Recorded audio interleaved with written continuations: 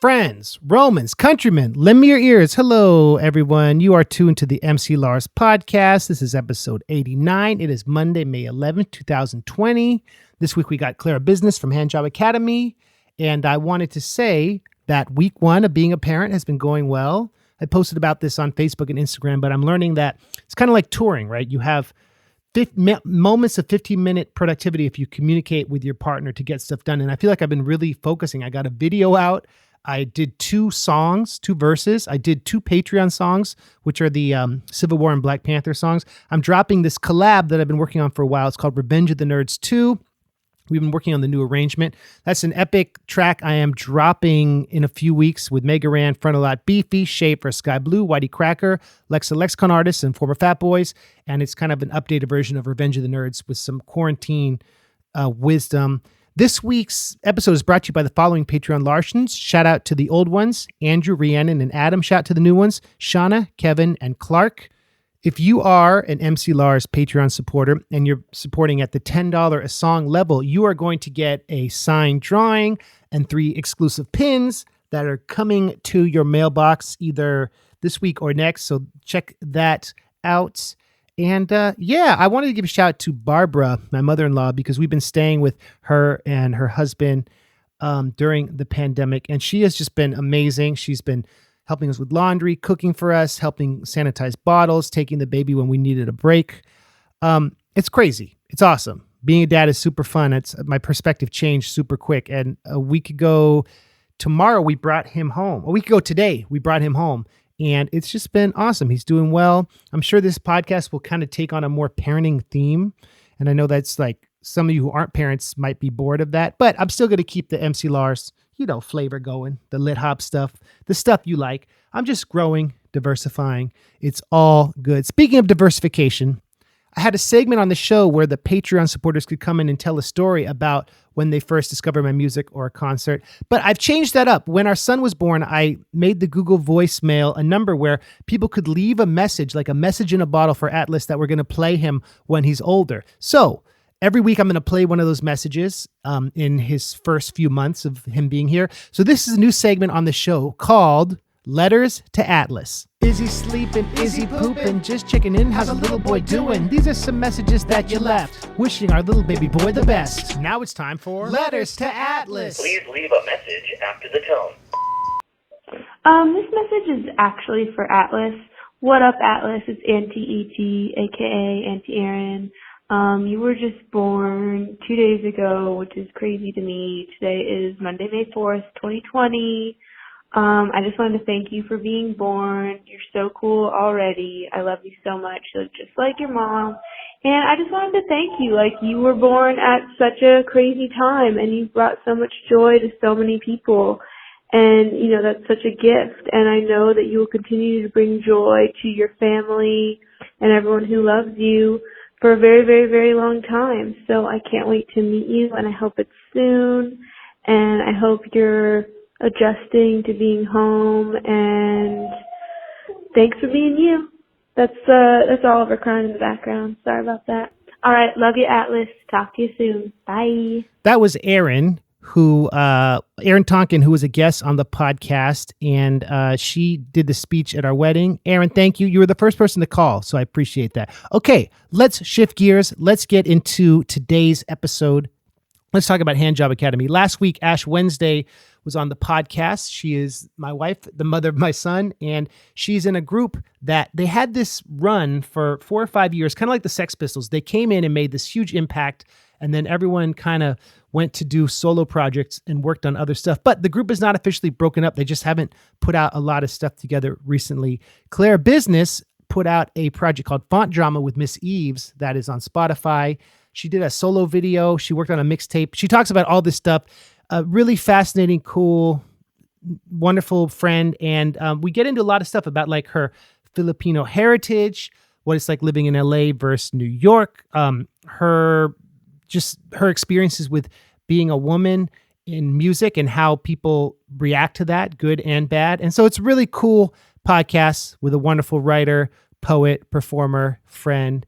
And so this is my interview with the incredible Clara Bizna on the MC Lars podcast.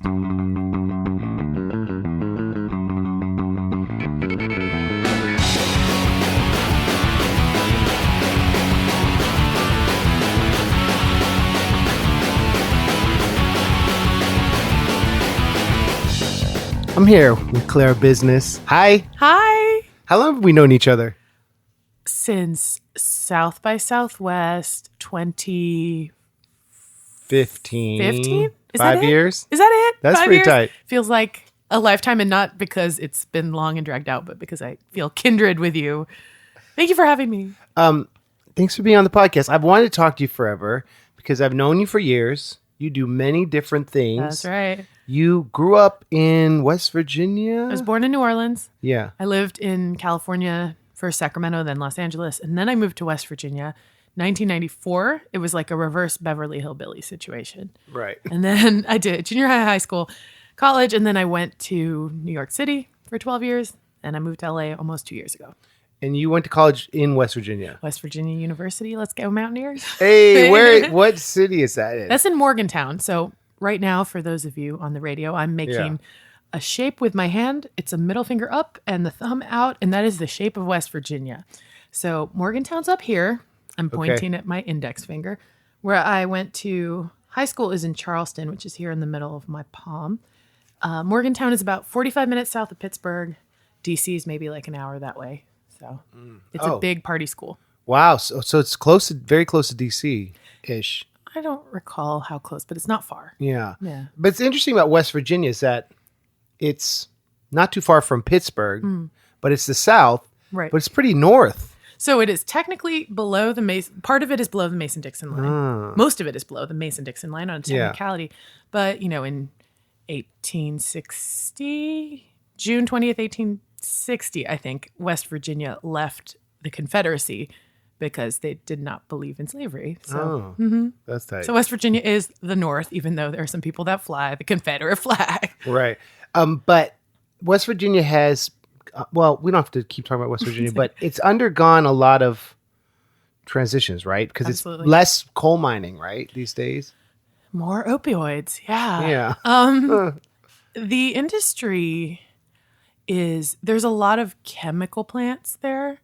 But yeah, coal is still a thing, but it has changed from mining to mountaintop removal. So this is a huge concern for the environment. And there are a lot of activists in the state who are anti, because basically instead of digging inside the mountain, they're taking the top of the mountaintop removal. And it causes a lot of chemicals and nastiness to go into the water stream, turns the water bright green and orange, and it gives children cancer. It's a nasty business, but it's very politically divisive right now. Because it's not very sustainable. Literally is not, right? Literally not. Yeah. And literally it just does a number on the environment. The ecology, the mountains, the forests, etc. So you've lived in a lot of places. Where's your favorite city in the U.S.? Oh, good Lord. Well, I feel like I finally live in Los Angeles. I've been talking to a lot of people about this lately, but Kobe Bryant dying I feel like that was the moment that I felt like I lived in LA. And this is recent, like at press time about a month ago. And if you would have told me 2 years ago that I would have given a damn about the Lakers or the Dodgers or sports in general. Right. And there's a sense of coming home because I did live in LA as a child. I mean, it is wild to be back in New York right now. It is electric. I have not exhaled since I got off the plane. It's exciting, so much good food, so many of my favorite people. But I don't know if I could do it anymore. And of course, I love New Orleans where I was born. I definitely couldn't live there. So yeah, New Orleans. New Orleans is a very unique city. How old were you when you left? I was about to turn 5, so I don't. Wow. But I feel like it is my spiritual homeland. Yeah. Like I have ancestors who are from there, and I just feel like it's in my blood. Like I never looked up a recipe, but I can cook gumbo. You know what I mean? It's just in there. And it's cool because in the South, it is probably the most European city or even like, it has influences of Haitian culture and French culture, Spanish culture. Like it's the South, but it's its own thing entirely.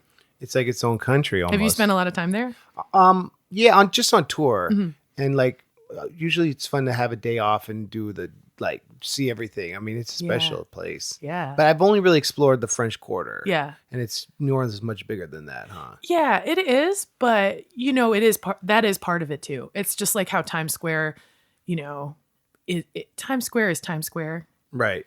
And even if it's cleaned up, you're still going to see that little sparkle of like what New York was in the 40s, or the 30s. Like it's still, and even in the 80s and 70s, like it is what it is. You got to see it when you're a tourist, and that's valid too. Right. And also New Orleans has undergone a lot of change, right? Like Absolutely. Like especially after Katrina. Absolutely. Right. I mean, just like the neighborhoods that we both live in here, after Katrina, it is. I have not been back in a handful of years, probably since I've met you. So I don't know, but I know that it is going through the gentrification process, just like Williamsburg, Brooklyn, just like Highland Park, LA, where I live. It's doing its thing, And I've heard that from my friends who are born and raised New Orleanians. That's what's up. Yeah. I met you through your band, Hand Job Academy. Yeah. So has music always been an important part of your life? Music, yes, absolutely. Yeah. So being born in New Orleans, yes. My father is a jazz pianist. I don't know if you knew that. I didn't know that. Yeah. So That's awesome. he's kind of a self-taught, like he picked up the accordion when he was 6 years old and taught himself. And then if you can play the accordion, the piano is not that much harder, probably easier. So then he taught himself jazz piano. So I was raised with that. My first concerts, like when I was little, were at Jazz Fest in New Orleans.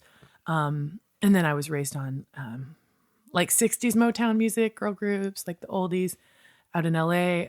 And then I got into like hip hop. And then rock and whatever. I could go on all day about it. It would look like allmusic.com. Is that still a site? Remember they used to have all the different but I think that there was like I'm a violin dropout, piano dropout. It always kind of felt like as a teenager, it felt not accessible to me. I don't know if that's because I was a girl, because I lived in West Virginia, but I always wanted like a drum set in the basement, and that wasn't accessible. I don't know if that was a financial thing or what, but whenever, like I was able to join bands in college and I started playing around with drums and guitar and hip hop on that same tip did not feel accessible to me either. Because by the time like making music felt accessible, it was rock, and I felt like I am in this box. So I didn't feel like hip hop was accessible. Does that answer the question? Yeah, but then what made hip hop accessible? Accessible, I think getting over myself. Yeah. And we came about it at sort of me and Hand Job Academy, it was kind of an interesting time because I think if we tried to do that now, it would be problematic. I was really obsessed with country music right before I got sober, and I could not listen to country music after I got sober. So I got really into hip hop, which I'd always been into, but I like reestablished my love for it. And I was doing the artist's way, and I kept writing these little couplets, little rhymes here and there. And then I just said, you know what, screw it. Like there's a lot of different ways to do this. This is a young genre of music, but it is diverse now. And I just tried it. And it was really just getting over that fear. Let me know if I got this, if I have the chronology right. You're putting stuff online, and then Richard heard you? I approached Richard. Oh. So I had made a rap song, and I connected with a friend who was like retired from rap, and we started kind of working together. And then I met Ashley, and we started working together. And at that point, and then I think Uncle Max joined up, and then we together reached out to Richard, who had I just went online and I was like, who's a good producer? Did you know he was in New York? I didn't, I was intimidated. Yeah. Like I didn't know anything about the dude. I just knew that his beats were fire. Right. And I wrote to him, and he reminded me about this recently. I wrote to him like the most formal, like, dear sir, like very, very like professional sounding. Right. And he thought that it was kind of funny and stiff. And then he met you. Hey. And now we're all tight bros. I always seemed like you were the driving business force behind that band and the branding and like the thing that made it happen and kept it going so long. I appreciate that. And yeah, and it's a very fascinating thing because y'all aren't really together. Would you say you're broken up or on hiatus? Or how would you put it? I don't know. Are the White Stripes broken up? Yeah, right. Yeah. I don't know. I would have to check in with the others, but I think so. I'm going to go ahead and I don't have a death certificate. There's no time that it ended. Do you know what I mean? Right. But like, who's to say? I think it would be really fun to do a reunion show, you know? Yeah, that would be tight. But I don't think it's like certain bands that break up and then get back together the next year to make money. I don't think it's like that. But sure. No, it's interesting because I'm interviewing Ash. And I'm going to interview Uncle Max separately. And getting everyone's perspective on the chronology. Yeah. And y'all toured a lot for like an independent rap group. Right. That was kind of short-lived. That had one album that was like 7 songs. It's pretty good. You got a lot of mileage. 6 songs and 9 skits or something. You know, it's so funny because calling myself Clara Bizna, it was kind of a joke because I always sort of self-deprecatingly was like, I'm bad at business. I'm bad at money. But the name actually came from a mixture of Salt and Peppa's None of Your Business. Okay. And then like kind of after the fact, I was like, I feel kinship to Biz Marquee as well. But it came from, I used to have a website that was just taking Claire of business. Right. So it was like Clara Business. So it's TCB, taking Clara Business. That's right. And Clara was my grandma's name, or great grandma's. But my first rap name was Woo McClanahan. I didn't know that. Woo McClanahan. But it's like if somebody's chanting for you and your name is Woo McClanahan, it's like it sounds like they're booing you. So, and then Ashley was Barbara Bushwick. Yeah. So I came up with that. That's right. When I moved to Bushwick, like in early aughts or what have you, I got there and it was like rock or what do you call it? Roller derby was like a thing. It still is. Right. It still is. I think Harley Quinn brought it back. But roller derby was like it was that time, you know, the mid aughts, like, and I got to Bushwick and I was like, Barbara Bushwick would be such a good roller derby name. Yeah. And then early on, Chuck was like, it's reminiscent of Bushwick Bill from the Ghetto Boys. Right. And I was like, that's it. She's that. I was like, I could never be Barbara Bushwick, but she just like, it's just so funny to like look at her. Right. Think of her as that. When you started, there was a third person who was a dude, right? Yeah. Who left? Chuck Benet Ramsey. And he went solo or something? Or? He did a record with the homie Monty. They were in this group called Crazy Low Budget. You should have him on. Have him talk about it. That'd be tight. He's a super talented dude. They're both super, super talented dudes. So everything is good, is amiable and kind. I don't know. I talked to Ashley. Yeah. But like everyone is all super talented in their own way and people drift apart, you know? Yeah. And I've never been in a project where you have to share and come together like a band. Like that's a whole dynamic. It's rough, dude. When you're all has schedules and you weren't making millions like right away. And, Yep. Yeah. I mean, imagine Andrew, like can I call you by your real name? Yeah, that's fine. Okay. Yeah. Imagine MC Lars, how hard it is to just do the administrative things in your own life as an independent solo artist. Yeah. Imagine trying to coordinate a business meeting with 2 other people who have full-time jobs, who have strong personalities, you know, who have differing opinions, at times different levels of commitment to it. Mm-hmm. It's really hard. And what I'll tell you is bands can be harder than romantic relationships because you're not in love or sleeping together. I mean, sometimes people are. Right. But, you know, you have created this thing together on which your ego, your finances, your artistic output, your money is involved, your scheduling, your time, personal space, creative output, that is at stake. If you love someone and you're in a relationship with somebody, like that can kind of overcome everything and you work on it together and you're a team in that regard. But like the band, it's a whole lot of other stuff, especially, Yeah. And especially when people might have different visions. Absolutely. And when you have 3 lead singers. Right. Because if you're the sideman or whatever, like you're the drummer, like, and I've had that problem too. I was in a band where I was the drummer, right? And I felt like, I don't have any creative input in this, and it was like, oh yeah, duh, you're the drummer, like, and I mean, I don't identify as a drummer. I was playing drums in that band, yeah. And then I realized at that point, I was like, oh, I do need to, not that I need to be the front person, but I do need to make more than, feel more collaborative about it. Where do you think creatively you were like a moment where it's like you all got together the best and like made the best stuff? Like, was it recording or touring? Where do you feel like? Well, I've heard people say, and I can absolutely stand by this, and the Beatles in Munich can stand by this. Live tours are worth 1,000 rehearsals. Yeah. Like live shows. So like one live show is worth 10 rehearsals. Yeah. 10 band practices, 100%. Because, and somebody else said, I think it was my old bandmate, Jessica Numsawan Kitchkul. She's from this band, Heliotropes. And I was in that band like late aughts. And she said that she loved to watch a band when they looked like they were having fun, you know? And when you see them smiling at each other and like having a good time, she was like, that's one of my favorite things to see on stage. And I always kind of took that with me. And I think that I will honestly say that I think we were better live than on recording. And that's kind of rare. And I think it's because of the energy, you know, and the uniqueness. Yeah. Of your songs. Yeah, it was fun. Yeah, I remember watching, I first saw y'all at South by Southwest, and then the second year when you played, just seeing the how much more professional you got in that year. Thank tight. you. And so that was 2016. was that was your last South by, right? I only went myself twice. Yeah.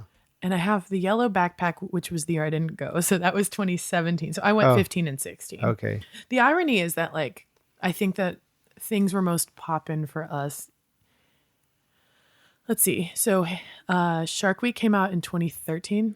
So that was our first like viral thing. And then that next year, I think we did the East Coast USA tour. And then we did the album. I think we put the album out after the tour. I don't remember, in 2014. Because I don't think we had the album.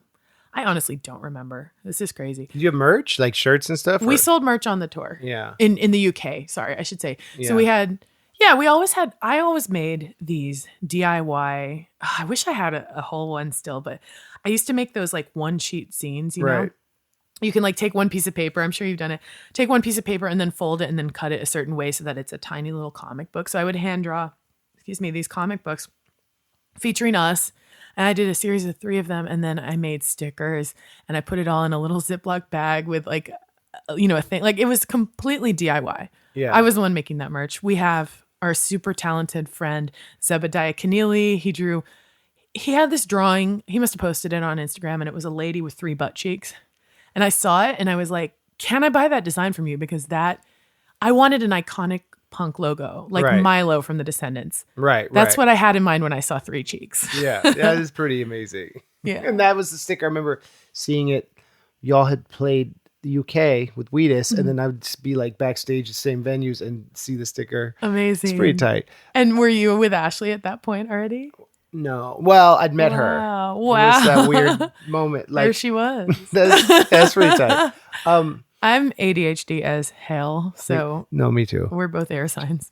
It's bouncing around everywhere. It's like, am I answering your question? No, this is good. I'm picking the oral history together for everyone. So then Font Drama was your project with Miss Eves. Yeah. Was that was after or before Hand Job Academy? Or during? I think Max had left around 2015. 2015 was weird because, so 2014 we did Lean It On Him. 2013 we had Shark Week. That entire next year we worked on the album. We did a tour. 2014 we went on tour in Europe. We shot Lena Dunham. The Lena Dunham video blew up on Thanksgiving of 2014. So that was like a solid year of working it, of a trajectory. Because after Shark Week, people were trying to pitch us like reality shows and all this stuff. Like when you go viral, you have this experience. It's like people all want a piece of you.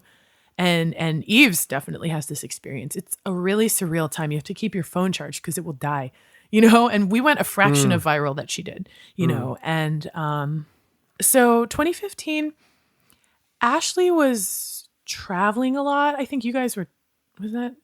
Yeah, we maybe got I'm together. Thinking of 16. Yeah, 2016, because 2016 was one of the hardest years of my life and a hard year for everybody. And that 2016 was about when I think Max left and Ashley was traveling with you. And I mean, I'm not blaming anybody, but it was just like this artistic identity that I had for so long kind of it did hinge on other people. Yeah. And I was afraid to do it solo.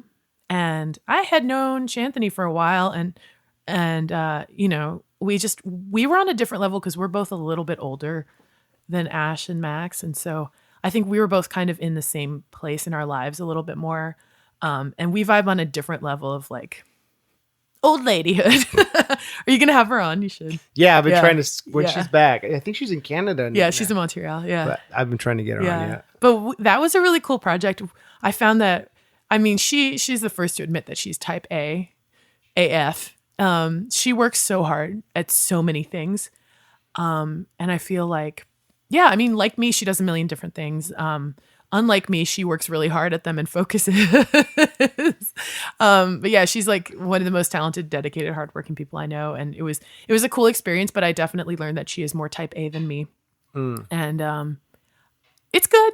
I don't listen to it, but I mean, I make money off of it because people are listening to her Spotify. And so I get part of the money from that because that's listed on her Spotify. That's tight. So it's listed as Font Drama. Font drama. Yeah. And it came about because she was telling me, because she's a graphic designer. And so she told me some story about where the name Ms. Eves came from. And you have to ask her about it, but Eves is a font. And basically Eves was a woman who was having an affair with, I want to say Garamond. It wasn't Mr. Times New Roman. I know that. Okay. Right. It was one of the fonts, one of the font guys. And anyway, it was Font Drama. That's tight. And when she said that to me, I was like, that's the band name. And I was a theater major. So font, she's the font, I'm the drama. Oh, that's cool. That's tight. And so it's an EP or it is an album? EP. Yeah. What is it? 4 or 5 songs? Yeah. It's cool. I'm really proud of the like spooky song. I think I did some really cool lyrical stuff. I think we both kind of pushed ourselves to be that one spooky track. It's like we both went to a darker place. I mean, I think for me it was easy because I'm a goth, but I think she went to a darker place. Right. And the video is pretty cute. You know, it was kind of shoestring, but it turned out cool. Who produced those beats? That was Quiche. Oh. Quiche with 2 H's, Keishsh. I haven't heard from her in a while. I know she's doing like major stuff because I would see her Instagram. She was doing major things, but yeah, she's super talented. I found her on that site Looperman. Do you know that Looperman's site? I love that site. And I was like, where is a woman on Looperman? Right. And when I found her, I reached out, and she and Shanthony made beautiful music together. That's tight. Yeah. And then you did a mixtape.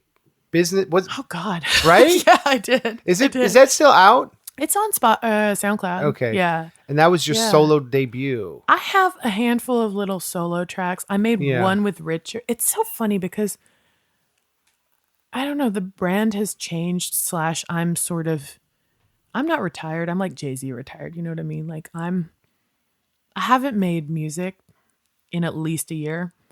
And I'm kind of like I said earlier, kind of about the ego, like I didn't make anything really, like at all for the first year I was in New York or LA. I wrote one article. I did one track on I guested on someone's album, and I did a few nail events, you know, like basically all the things that I do. I barely did it, but I am like happier now. Right. And what I had to reconcile with myself was letting go of my ego and my identity tied into what do I do? Because like life, you know, like things change. Your field will lay fallow between things. And it's not to say that I've quit all those things, but it'll come back. I like the idea of being 40 and putting out a rap album. That's tight. Well, that's the thing. Now there's no age limit in rap. Right. Thankfully, as the genre's grown. I have an unheard EP called Lil Coog. Hey! It was this concept album about being a nasty cougar. Right. But I started to feel weird about it. I don't know. Like the brand is, maybe I should start a Patreon and sell that to people. Secretly. It's really nasty. Some of it is very vulnerable because it was when I was here, like about to leave New York. I was super emo. And then some of it is really, really nasty. And right. I don't know. I've never put it out. So you've got these treasures in the vault. Yeah. And is there unreleased HJA stuff or no? Yes. Oh. And I think a lot of that too. I think the main reason things don't get released is because they're like super petty. Like I think that the unreleased HJA tracks were all talking shit on exes, right? In a way where we're like, ugh, Yeah.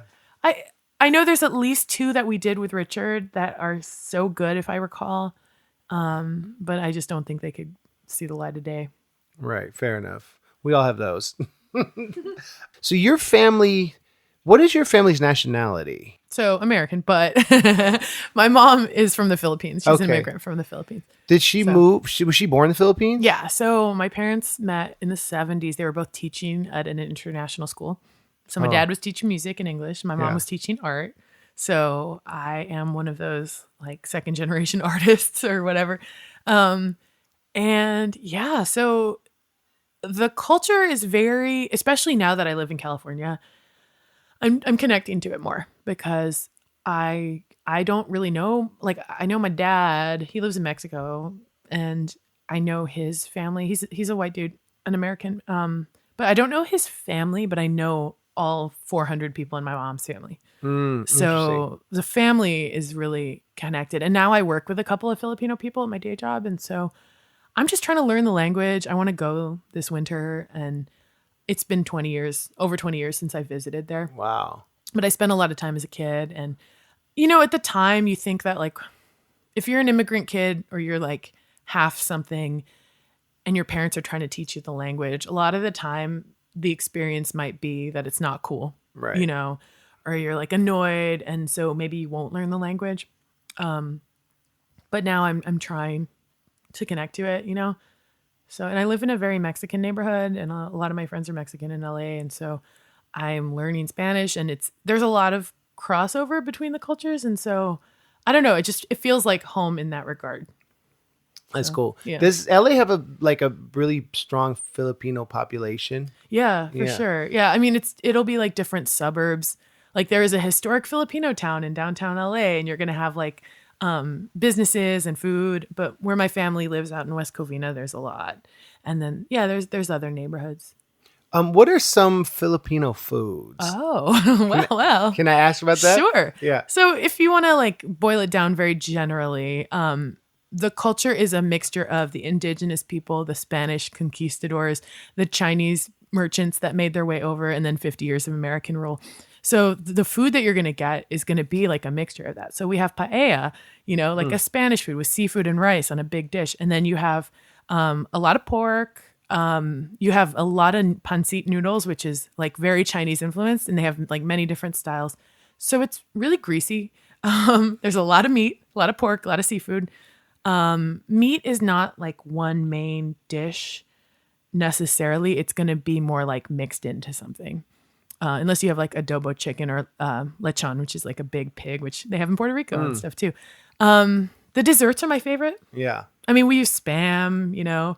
It's definitely carnivorous. That's right. Wait, Yeah. would you say adobo chicken? Yeah. I've never heard of that term. So that is I mean, you can do it with different meats, but most of the time it's chicken. It's a Spanish word too, but the Spanish seasoning adobo is something different. But you can buy it in those little cubes from Goya. But how to describe it? It's sort of vinegar based. It's a brown sauce. The chicken is stewed for many hours. So there's going to be bay leaf, I think soy sauce. I've never cooked it. I need to learn how.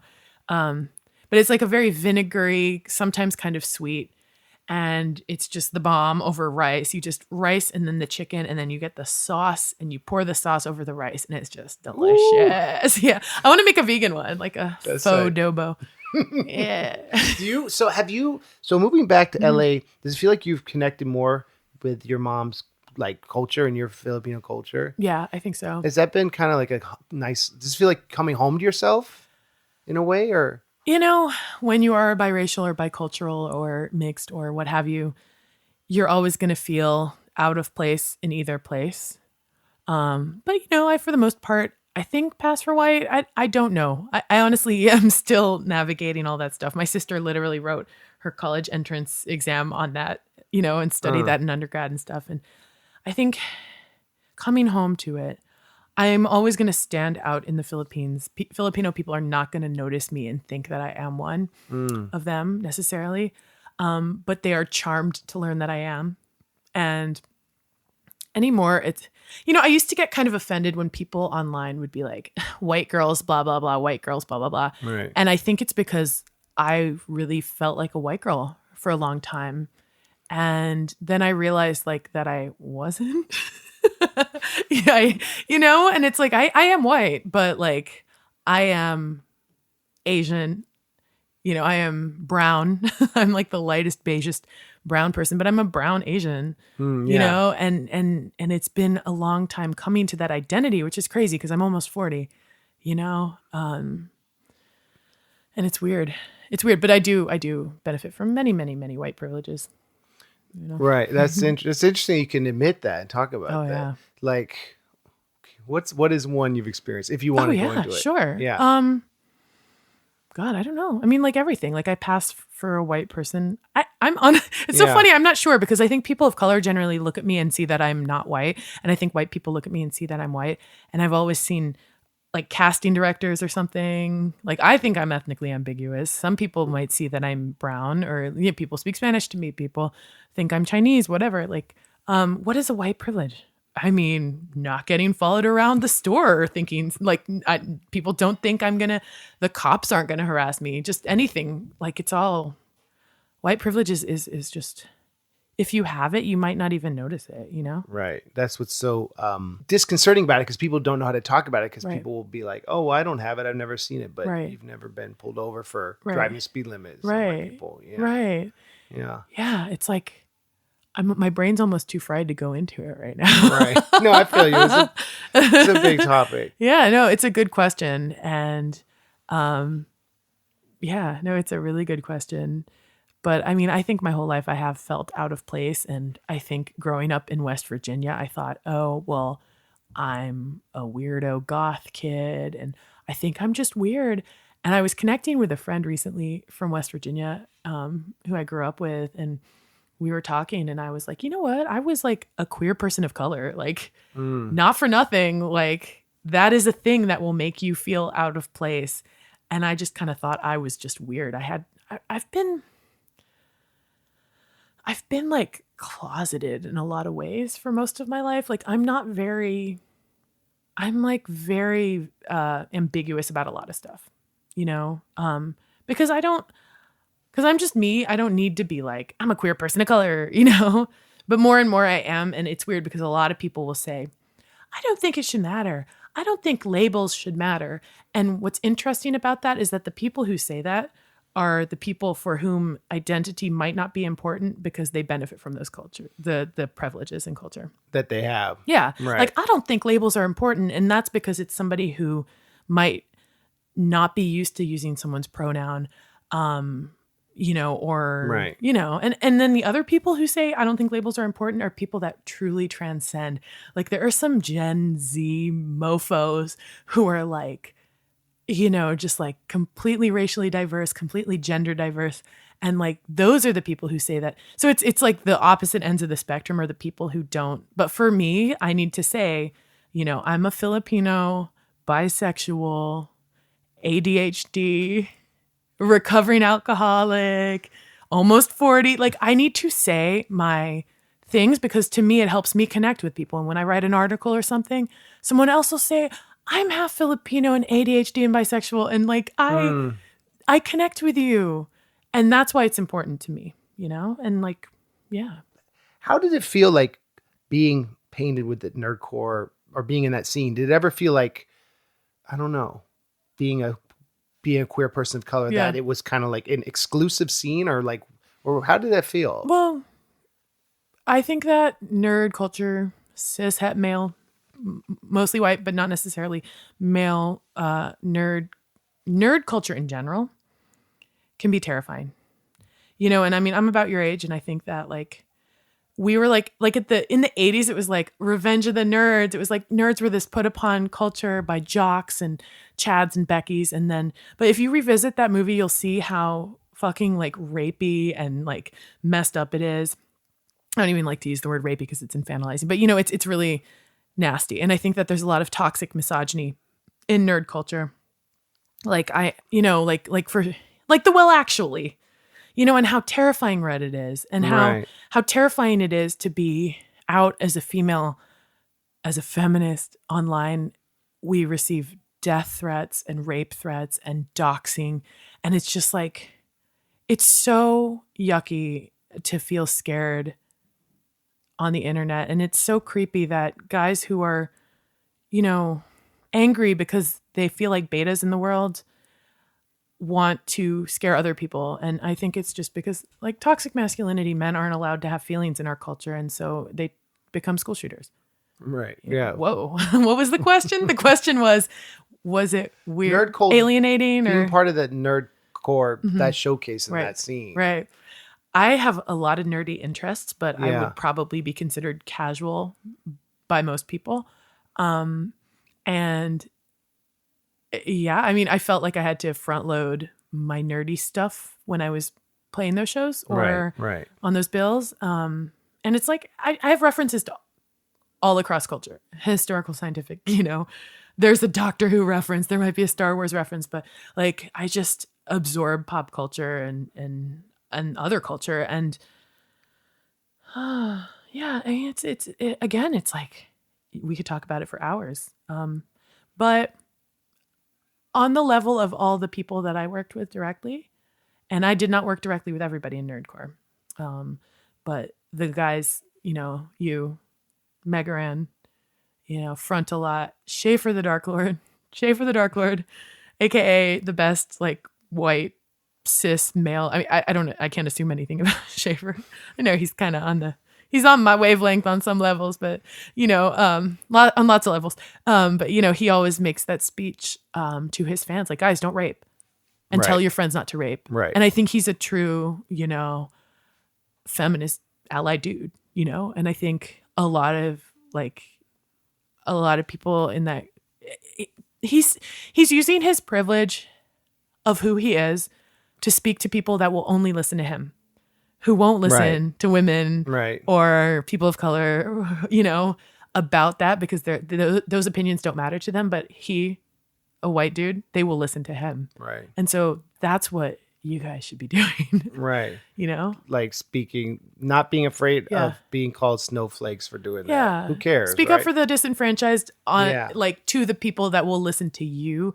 without being, of course you don't want to, like, speak on behalf of the marginalized people, but and you've always been, like, I saw in one time there was a tweet that you made and somebody had responded to it, and I was just like, see, MC Lars is a real one, because I think it was during the police brutality stuff. Like, there was just so much going on. It was Mike Brown, it was God, like, just all the guys. Like, there was a 24-hour period where, like, 3 black men were killed by police, in 24 hours. And you said something, I don't remember what you said, but you made a statement or you shared a link or something. And I remember one of your fans had responded and was just like, thank you for saying this.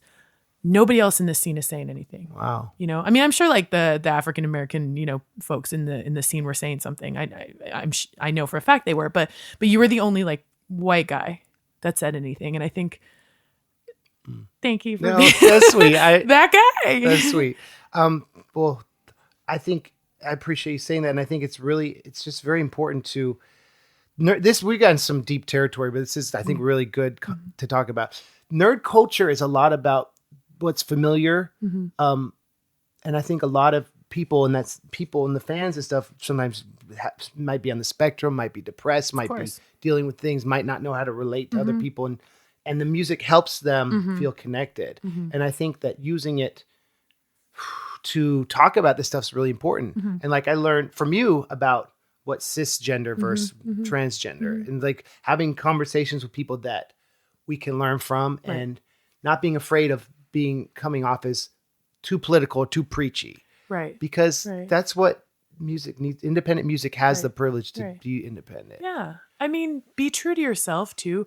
Like, I think that people that try to be political or woke, if you will, to get the likes and the clicks and the attention in the audience, like, I think that's disingenuous too, Yeah. I mean, we are all learning here, and we are all teachable. And I probably said a bunch of shit that was wrong just now, but like, yeah, we're learning, and that's the people that, I mean, a lot of people aren't learning. And I do feel for the people with the neurodivergent and the mentally ill, and because I walk through the world with that too. And yeah, it's a lot. It's a lot to just be in the world and exist in the world and relate to people.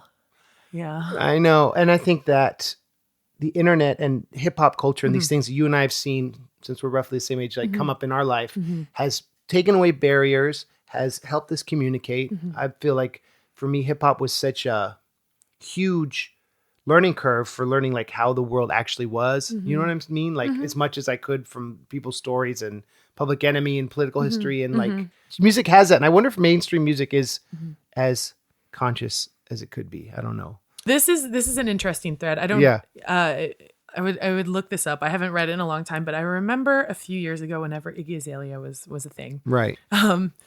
R.I.P. Whenever she was a thing, and she was just saying all this head ass shit online all the time, and Q-Tip gave her the most amazing education via Twitter, and it was very like, every other sentence that comes out of my mouth is like, I saw a tweet that said. I think I saw this. I saw what you're talking about. You saw this thread where he educated her.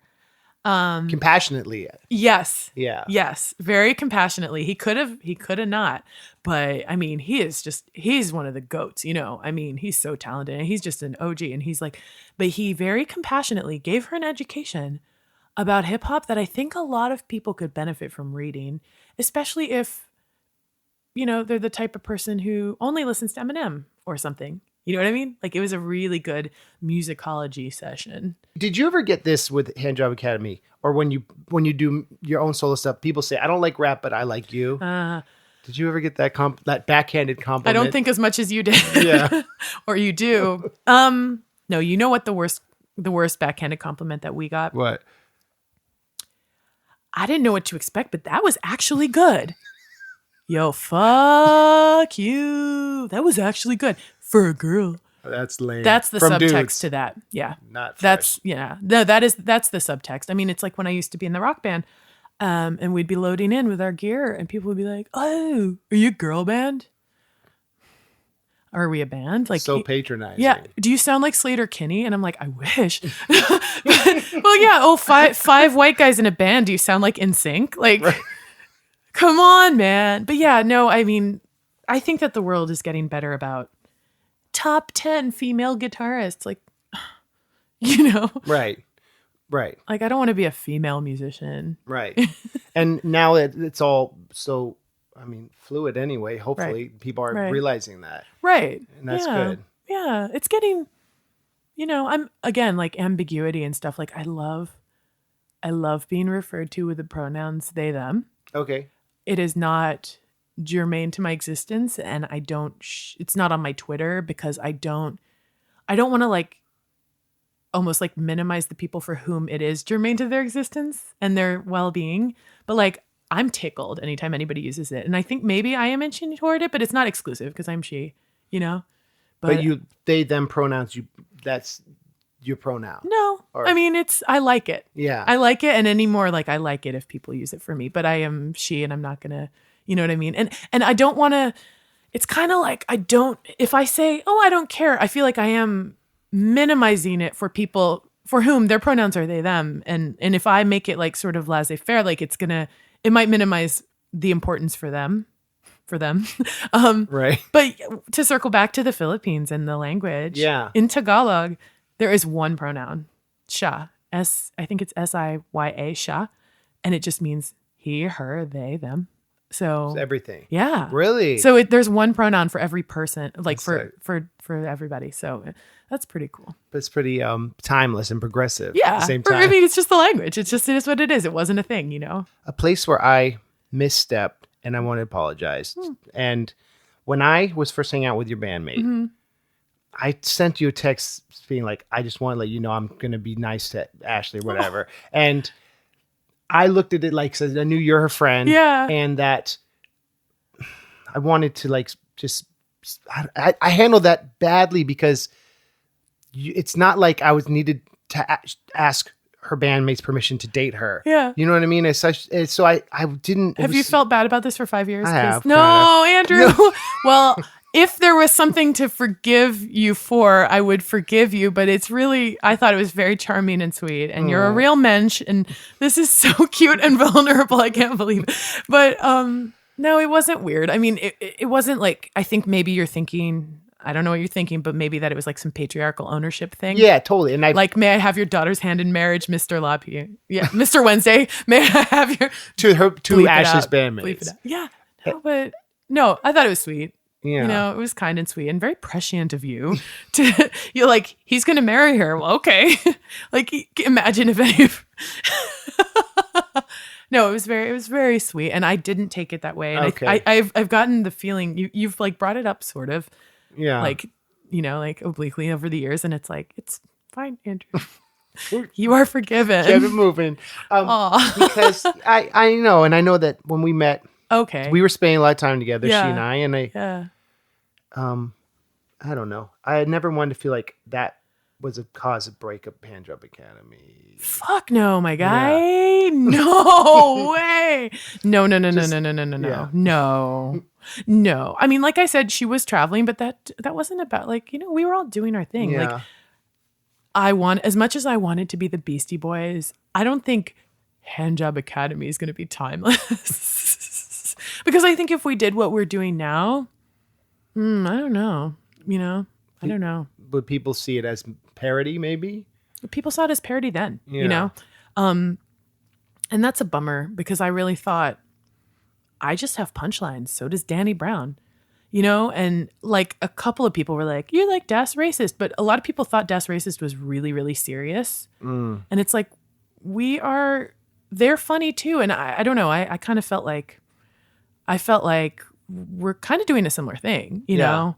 But people thought we were a parody. Maybe the videos were too fun or something. Yeah, that was what was so dope, that you had so many great videos. Yeah, and so many great concepts and punchlines. Like I always think of your line, "Smash the patriarchy, iPhone screen."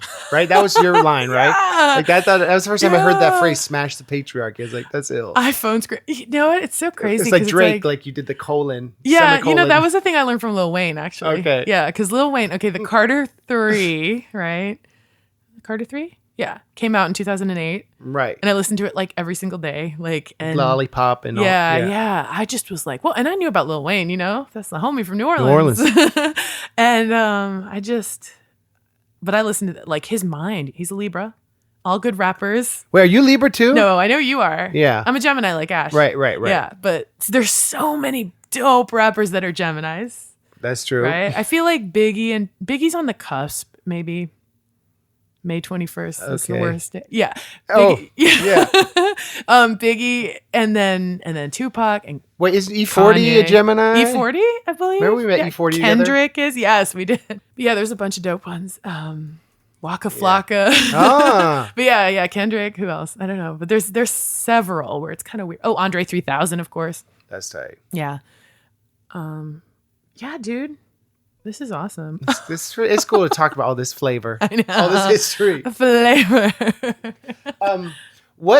Okay, I had Brendan on from Wheatus. Oh, nice. And he told me a story how y'all randomly met on a subway. Is that true? Yes. So tell that story, your version of it. Okay. So something was going on about House of Vans. Oh, you had one of your shows there, maybe? Oh, no. I think I might have been on the subway and I ran into Chuck. God, what's his last name? Chuck, who works at House of Vans. Oh, okay. He's got a little dog named Norman. Chuck, I'm sorry, I can't remember your name. Anyway, I ran into this cat who was like front of house dude, sound dude. He was the dude at House of Vans and we were playing a show. And I think I was chatting with him about it. And my God, I can't remember. And then he got out and I said goodbye to him. And Brendan was like, oh, Vans, blah, blah, blah. And then he goes, and he was just like, what do you do? And I was like, who is this weirdo talking to me? You know, because I was like in New York mode and whatever. Right. And you didn't recognize him, obviously. No, I didn't. Yeah. But I'm in my own world and whatever. Right. And he was like, even though I totally knew his band, I totally knew his songs and stuff. And I said, oh yeah, I'm a rapper. You know, I do this thing. And he's like, oh, I'm friends with all these nerdcore guys. And I was like, who? You're like, get away from me. And he dropped your name and he dropped Frontalot's name. That's funny. And then we kind of bro down, you know, like that's cool. You were in a mind state to have a music conversation. You know, I don't know what it was. Like, it's just New York, you know, people just start talking to you and everything's connected. Yeah. I think it's a really, really, really small world, and people that are doing things within a scene. What I liked about living here was that I was just connected to a lot of people. I was a guy away from a guy. Like anything you needed, I knew somebody who did that, or I knew somebody who knew somebody who did that. Right. You know what I mean? That's tight. And you talked earlier about being sober. Mm-hmm. Can we talk about that? Yeah, let's talk about it. So it's such a good podcast topic. it's yeah, right. Just a big New York network of people who don't drink or do stuff. And that's tight, right? So tight. How is, without speaking specifically, Sure. are the communities on New York and LA different? Well, to tell on myself, I don't think I participate as much in the community in LA as I do out here. I think, I don't have a car out there. I don't think I connect as much, but also since it's been almost 11 years, I feel like it's not that I'm cured. 11 years. Wow. Yeah. That's amazing. But I feel like I'm not leaning on the community as much. And I think LA, a lot of people would say it's hard to make friends. It's very isolated out there. And I was like, I'm fine. I make friends everywhere. And it's like, they're right. It is. It is hard. And if you have a friend who lives in West Hollywood, like that's a long distance friendship if you live in the East Side or something. So how are they different? People in LA, a lot of people are, quote, Cali sober, which means they smoke weed. A lot of people smoke weed and go to 12-step meetings and, and they're doing their thing. It's like, if you want to quit drinking, quit drinking. That's cool. Yeah. I personally would not consider myself sober if I smoked weed. But, I don't know. There's no wrong way to do it. And if smoking weed is keeping you off heroin, go for it. Right. I'm not here to judge you, but I don't think I would consider them sober, but it's not up to me it's only up to you what you consider. So that's definitely it's not hurting me. Between the coasts. Like, I don't think people in New York would be considered sober. And it's just not a weed culture out here. It's not totally legal. It's just not permeating the way it is in California. So this might be a controversial question. Do you think the legalization of weed has been good for California or not? I couldn't tell you what it was like before. Okay. I can't speak to like the political or the economic impacts of it. I think it's great that it's legal. Yeah. I think that it's great that it's legal. And since I don't partake, I'm not super clued into it. But it's so funny because like all the weird little cultural stuff that actual stoners find annoying, I am tickled by. Like, I love Cheech and Chong. I love that poster with the alien that's like, take me to your dealer. Like, right. I think 420 is so hilarious. I want to support people that are in that industry. Right. As long as it's ethical or whatever. Even people that are doing it like illegally, it's like, it's not hurting anybody. Like, why is alcohol legal? You don't smoke weed and beat your wife or wreck your car, So... Yeah, that's a good point. I think, and I think the rest of the country's catching on. Yeah. Bernie. Is it legal? Bernie, that's right. Is it legal? I'm guessing it's not in West Virginia. No, I don't believe so. It's been a long time since I've been in West Virginia. Yeah. Yeah. It's not even medicinally or anything. Is it like what? It's like half the country is now legal. I don't rightly know. The internet would know. Well, Colorado, right? Washington State, Massachusetts. That makes sense. California. Where's Ben and Alaska? Jim? Oh, word. Yeah. Yeah. You've been to Alaska, right? Yeah, Alaska's great. Yeah. Have you been? I'm dying to go. It's great. Yeah, I need to go. I've been to Anchorage a lot and then Homer once. Nice. You played there? Yeah. Cool. And didn't you guys go on a cruise, or was that her on her own? I think it was just Ash. Oh, cool. I always wanted to do that. I want to go. But Alaskan people are very friendly. Yeah. And it's so beautiful. Yeah. And the sun doesn't set in the summer. Oh, hell yeah. So that's pretty tight. And I want to go to the North Slope, which is like cool. the top, obviously. And they have a town up there. The old name of it's Barrow. They changed it. Okay. But it's always been a dream to do like a workshop in school there. That would be so cool. With a lot of like native kids and. Let me ask you this. Yeah. You're Scandinavian, right? Yeah. What's your DNA test? Norwegian? That's a good question. No one's ever asked me that. Yeah. Danish mixed with British. Okay. And then my dad's side came from Denmark to New Zealand. Okay. And then his dad came to Australia. Then yeah. and then my mom's family's all Swedish and English. Cool. So Okay, so Swedish and Danish are your. Do you feel? Because I find I'm so fascinated by those cultures. Did you see Midsummer? I haven't. I want to. I watched the one with Hereditary. Hereditary. It's the same director, right? Yeah, I haven't seen that one. Okay, well, I don't want to. No, yeah, I don't know if I will. Honestly, Midsummer was rough, but I'm very fascinated by Scandinavian culture. And do you watch Workaholics? I have. Okay, what's his name? Durs, Anders. I love it because he is a white rapper who's super Scandinavian. Oh my gosh, I need to. Yeah, I don't know. yeah. Like he does the wizard rap thing, but I love that character. I love that whole show because the guys, like, you can tell that they're really drawing from their actual selves. Right. Like their characters' names are the same as their names, except they change the last name by like a couple letters or something. Like Blake Henderson, Blake Anderson. Anyway, yeah, I'm always tickled when I see it. It's not that it reminds me of you, but it's just like, it's a weird coincidence. Well, the thing, that's why I picked the stage name Lars, because I thought it'd be funny to play up that juxtaposition. Yeah. And it's like that thing you were saying, oh, I didn't expect this to be good. Yeah. If you see MC Lars, you think that's going to be the worst thing ever. Like Lederhosen? Okay. But it's an interesting thing because my mom is really into genealogy.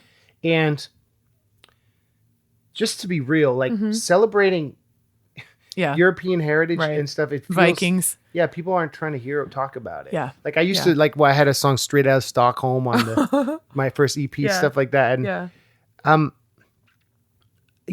not so interested in my racial background, but I'm really interested in the New Zealand, Australia part of our family history. And that's always interesting. Yeah. That's it's your family history. And people always clown on, like, white people are like, and I'm part Ukrainian, and I'm part Irish, and it's like, that's a bummer. I'll tell you what I am, and I'm hype about it, though.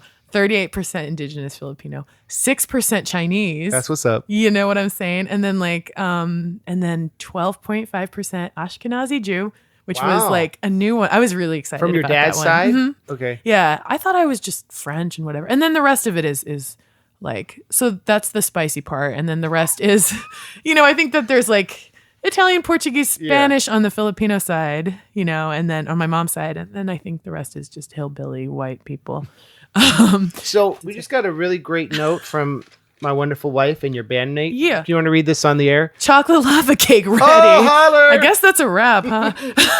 What was it? I was going to say, Yeah. Would you ever, being 12% Jewish, celebrate Hanukkah or anything like that? Do you feel connected to that? So part of your culture? 12% is 1/8. That means I got one night of Hanukkah. Okay. Christmas Eve or the day after Christmas. Right. Or the 18th or whatever.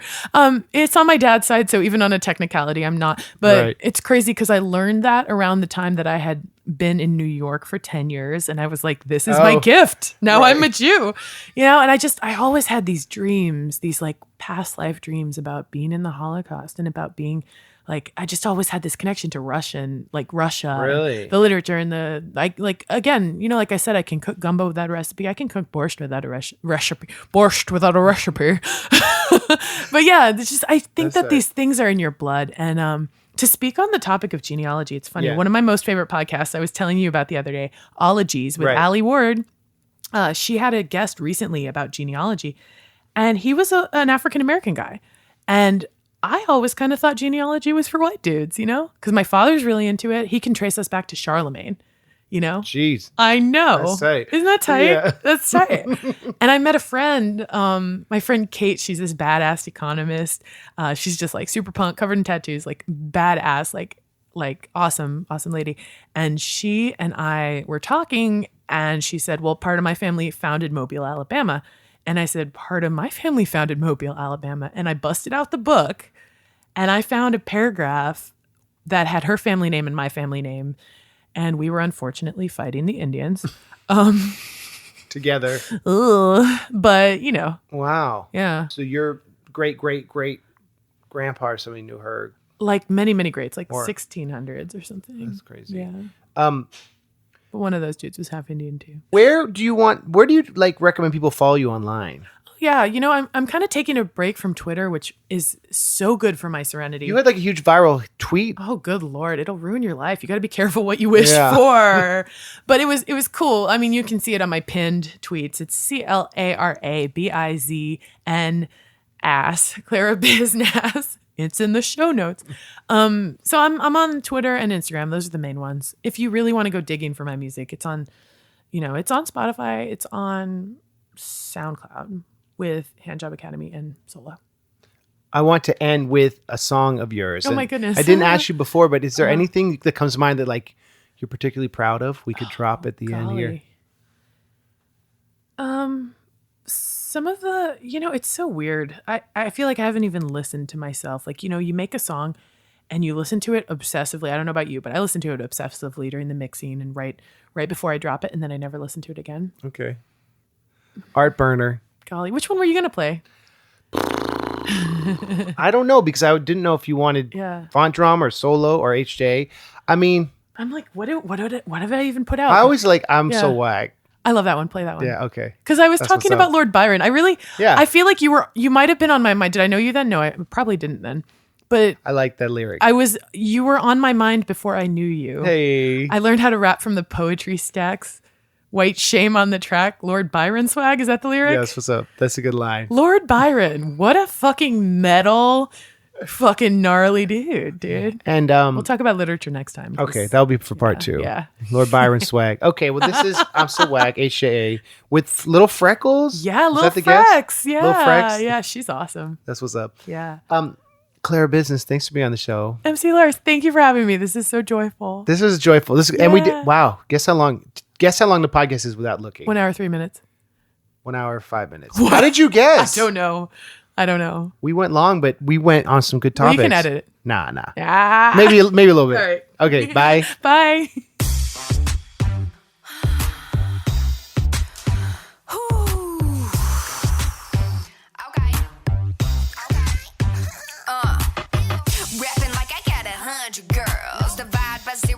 No pun intended. So baby girl, you gon' ride in my whip.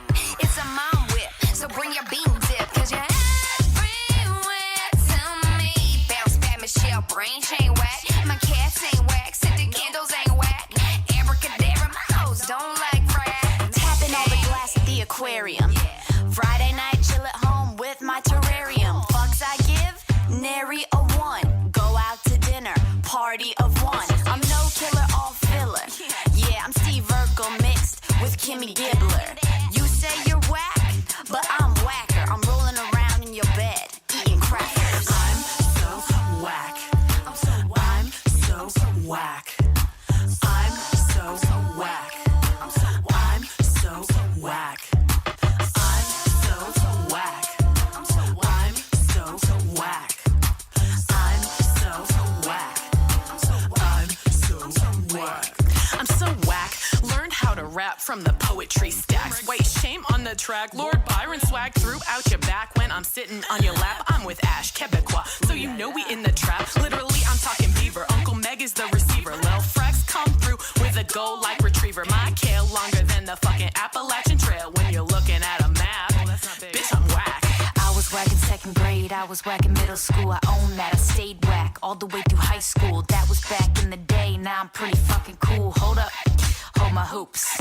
I got 1 foot flop in a princess hat. Bitch, if you didn't see my phone, then tell me where the fuck's it at. Smoke so much pot that the kettle called me black. I let him hit it from the back, and he never hit me back. Cause I'm so whack. And my money's so short that my Barbies can't climb it. Your dick's so short that my hands can't find it. It's hiding, and all this NyQuil is fogging up my eyelids. I might just take a little nap. Wake up, yeah, still whack. I'm so whack. I'm so whack. I'm so whack. I'm so whack. I'm so whack. I'm so whack. I'm so whack. I'm so whack. I'm so whack.